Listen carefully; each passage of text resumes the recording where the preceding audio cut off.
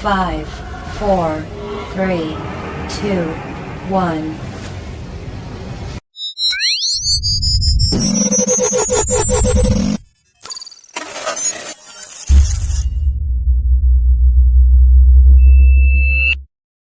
Hai, Assalamualaikum dan salam sejahtera. Saya Nur Zahirah binti Abu Bakar, nombor matrik 282846, dan hari ini saya akan membentangkan refleksi video berkenaan etika dalam perpaduan kaum. Kumpulan saya terdiri daripada 4 orang, iaitu saya sendiri, Puan Nurul Atikah binti Syahari, Filmon Ula anak Jarau dan Muhammad Fazri bin Muhammad Arif. Sebelum saya memulakan pembentangan saya, mari kita lihat dahulu ringkasan video dari Petronas ini.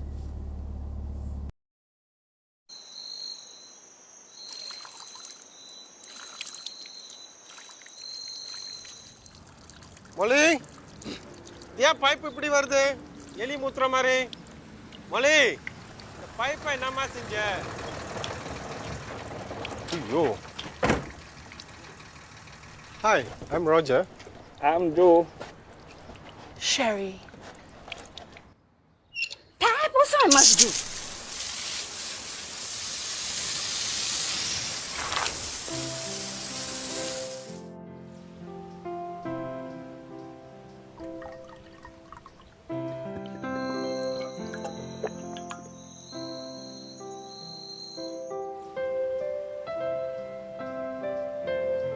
Tea? What's lah? Ikan di laut, asam di darat, dalam periuk bikin mufakat. Ikan di laut, asam di darat, dalam periuk bikin mufakat. Ikan di laut, asam di darat. Dalam periuk bikin mufakat. Hei Raju. Setuju.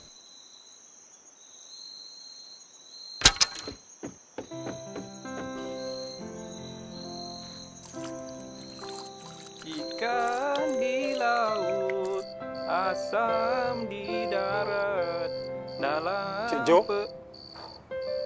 Ya, saya Cik Roger. Sparjo Raju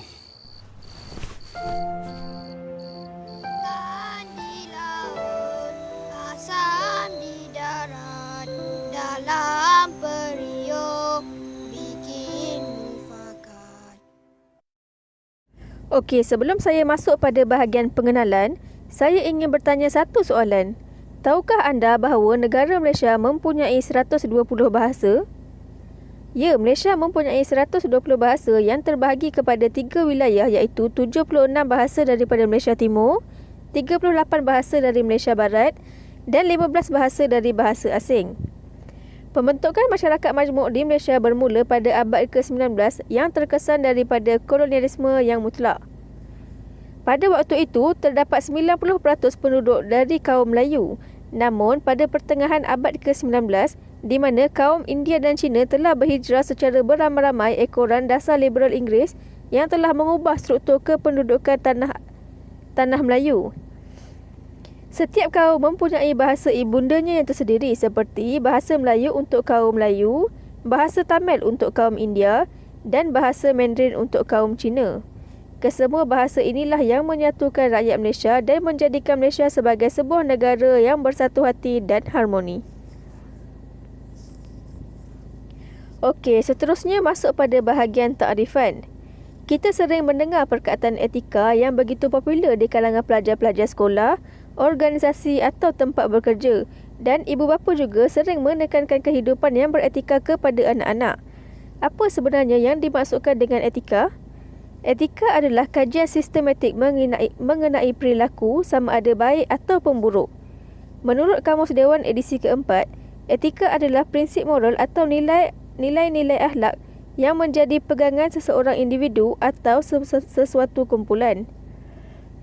Perpaduan pula memberi maksud satu proses yang menyatupadukan anggota masyarakat melalui ideologi negara supaya tiap-tiap anggota masyarakat dapat membentuk satu identiti dan nilai bersama serta satu perasaan kebangsaan di kalangan mereka dan melahirkan masyarakat yang bersatu, kukuh dan harmoni tanpa mengira kaum dan latar belakang masing-masing. Okey, dan yang terakhir sekali ialah apa refleksi yang kita dapat daripada video ringkas tersebut. Okey, dalam penghuraian yang lebih mendalam tentang konsep penerapan etika dan peradaban dalam perpaduan, membuatkan saya tahu tentang pembentukan etika dalam diri seseorang individu tersebut dipengaruhi oleh beberapa faktor dari segi keluarga, sosial, politik dan ekonomi. Saya menyadari bahawa tanpa etika dan adab yang kukuh boleh menyebabkan seseorang insan itu terpesong jauh walaupun mempunyai pelajaran yang tinggi. Hal ini jelas menunjukkan perkaitan antara institusi keluarga dalam gejala sosial. Institusi keluarga memainkan peranan penting dalam pembentukan sebuah masyarakat yang harmoni dan bahagia. Didikan dengan nilai-nilai teras seperti bertolak ansur, bekerjasama, bersopan santun, sayang menyayangi dan hormat menghormati akan membentuk sebuah keluarga yang aman, tenteram dan menghalang dari terjadinya keruntuhan keluarga. Antara faktor yang menyebabkan keruntuhan keluarga adalah komitmen ibu bapa yang mementingkan kerjaya dan masa yang diluangkan bersama anak-anak terhad. Kesannya, anak-anak memilih jalan yang salah dan melibatkan diri dalam pelbagai aktiviti tidak sihat seperti budaya melepak, menagih dadah, pelacuran, perjudian, seks bebas dan pelbagai masalah lain yang merosakkan akhlak. Okey, berbalik pada refleksi dalam video, ia jelas menunjukkan tiada isu perkauman yang dibangkitkan di kalangan Raju dan Suparjo. Malah mereka saling menyayangi dan saling membantu antara satu sama lain. Pendidikan ini mungkin ditunjukkan oleh ibu bapa mereka yang tidak menghalang mereka untuk berkawan, malah memberi galakan kepada mereka supaya sentiasa mempunyai sifat tolong-menolong dan menghormati sesama kawan. Ini jelas kelihatan bahawa sifat tolong-menolong Suparjo yang terus datang ke arah Raju apabila melihat tangannya yang berlumuran darah akibat terkena mata kail. Sifat positif ini perlu ditanamkan dalam diri anak-anak sejak kecil lagi.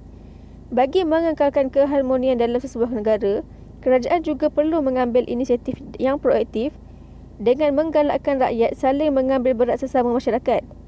Selain itu, media massa juga perlu memainkan peranan yang signifikan dalam usaha untuk menyatupadukan masyarakat berbilang kaum ini.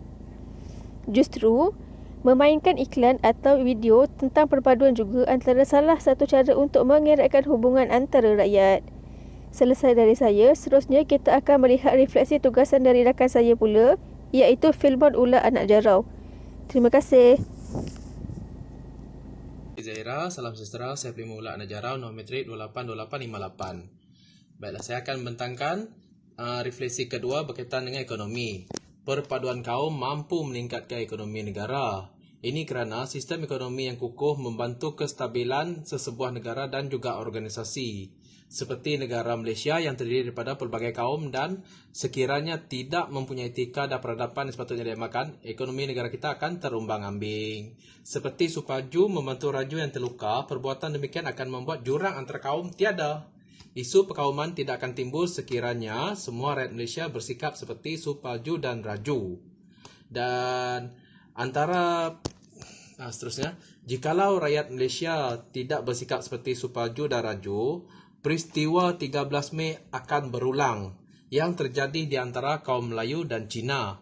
Tragedi tersebut berlaku disebabkan tidak wujudnya perpaduan kaum yang seterusnya memberikan kesan buruk terhadap ekonomi seperti banyak perniagaan, harta benda dan perusahaan yang rosak.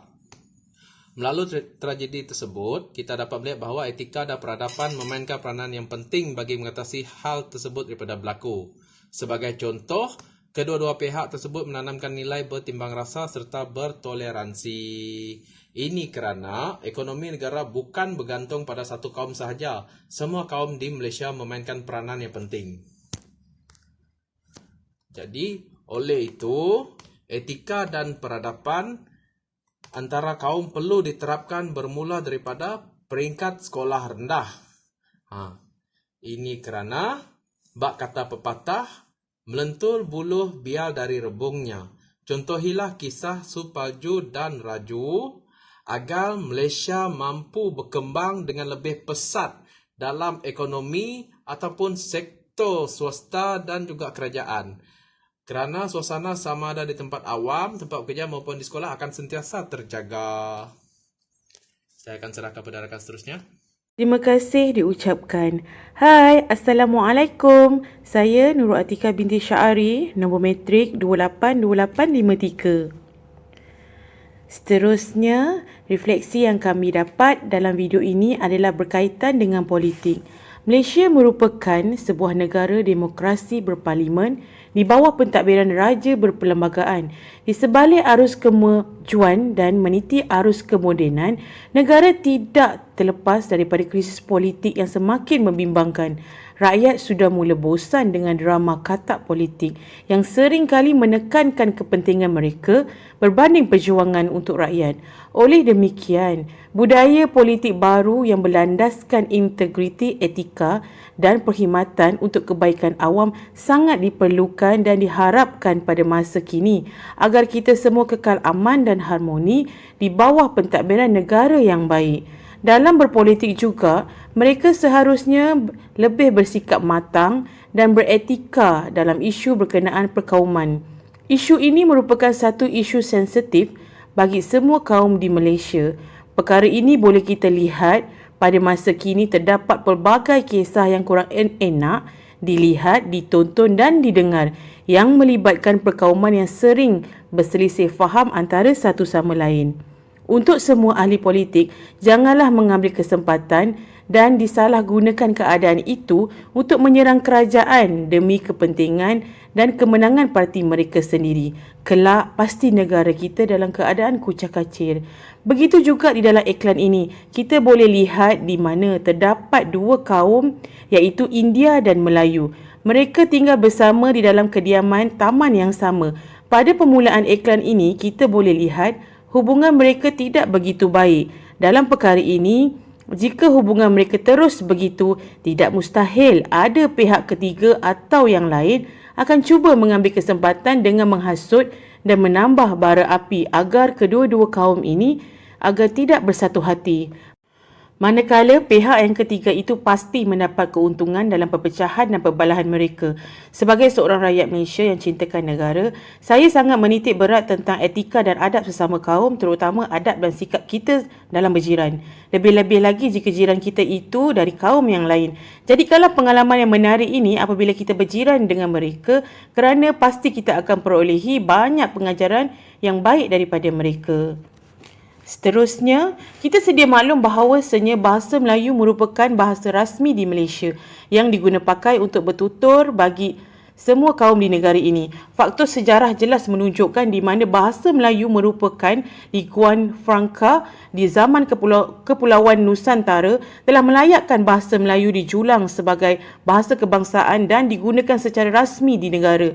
Selain itu, bahasa Melayu mudah dipelajari dan difahami. Pelbagai pihak daripada swasta maupun persendirian berganding bahu bersama-sama dengan kerajaan bagi mewujudkan kempen cintai bahasa Melayu di kalangan rakyat Malaysia seperti Bulan Bahasa Kebangsaan, Karnival Bahasa Jiwabangsa 2018.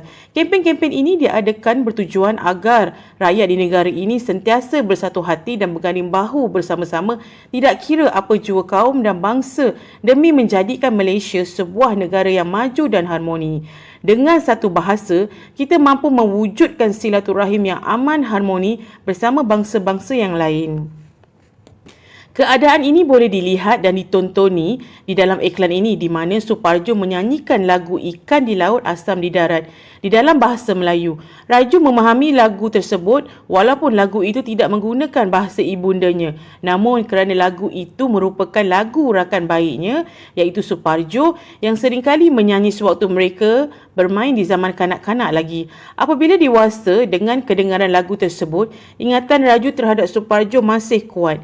Ini bermakna penggunaan bahasa yang sama tidak kira dari lirik lagu maupun siaran akhbar, semua kaum di Malaysia mampu mengetahui makna dan maksud setiap bait-bait ayat itu.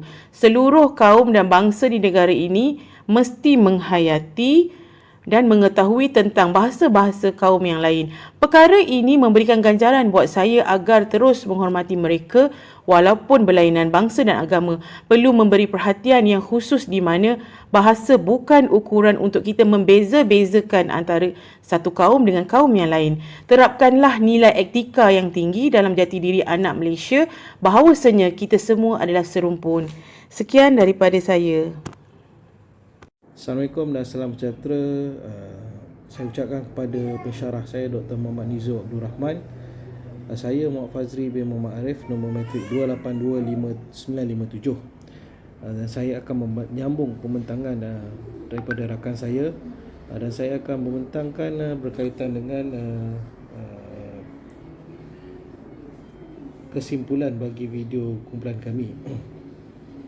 Di antara intipati video yang dapat kita lihat adalah asas kepada perpaduan amat penting dalam kestabilan negara, dan juga pembelajaran di rumah hormati hendaklah diterap sejak kecil supaya sikap ini dapat berpanjangan sehingga dewasa kelak. Saya juga terpanggil untuk menulis berkaitan dengan adat pepatah kita, iaitu bersatu kita teguh, bercerai kita roboh. Di sini menerapkan nilai-nilai kekeluargaan, iaitu perpaduan negara penting demi untuk kesejahteraan dan perpaduan yang lebih kukuh antara kita sesama kaum. Kita tidak lagi mahu terjadi seperti rusuhan kaum 13 Mei 1969. Biarlah ia menjadi titik pengajaran yang berharga kepada kerajaan dan juga rakyat Malaysia khususnya.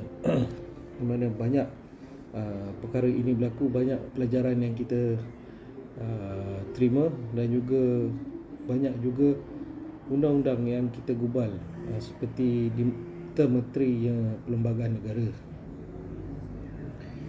Bagi isu-isu perkara berbangkit di dalam video ini dapat kita kupaskan supaya ahli politik tidak berlebihan di dalam suatu isu apabila melibatkan kaum. Ini supaya dapat dikekalkan status negara maju dan perpaduan yang kukuh, supaya kita dapat hidup aman dan damai. Setiap kaum juga harus memainkan peranan dalam menjaga kestabilan perpaduan negara kita. Saya lihat dari segi ketua politik itu sendiri, kalau ikutkan kita di Malaysia ni masih lagi politik berlandaskan kaum, seperti mana UMNO, MCA, MIC dan juga lain-lain parti, kebanyakan semua adalah berlandaskan kepada perkauman. Tapi bila berhadapan dengan sesuatu masalah, ketua-ketua politik ini hendaklah memainkan peranan yang penting supaya tidak berlakunya perpecahan di kalangan kaum di Malaysia ini. Zaman dahulu dapat kita lihat ikatan perpaduan dijalin dengan aktiviti kampung dan pergaulan sosial sesama penduduk kampung dan masyarakat. Dapat dilihat dalam video ini aktiviti mancing dibuat bersama-sama, iaitu Raju dan juga Suparjo, di mana mereka melakukan aktiviti mancing di dalam kawasan kampung. Ini dapat kita lihat betapa eratnya hubungan mereka berdua, sehingga lagu yang dinyanyikan oleh Suparjo itu dapat diingati semula oleh Raju, dan mengeratkan lagi hubungan mereka apabila mereka sudah masing-masing sudah berkeluarga. Dapat disimpulkan di sini Akhir kata, jagalah perpaduan yang sedia ada demi menjamin kesejahteraan untuk peninggalan anak cucu kita. Janganlah kita berfikir untuk kepentingan jangka masa pendek, akan tetapi tergadai masa depan yang cemerlang untuk pewaris negara kita. Sekian, terima kasih.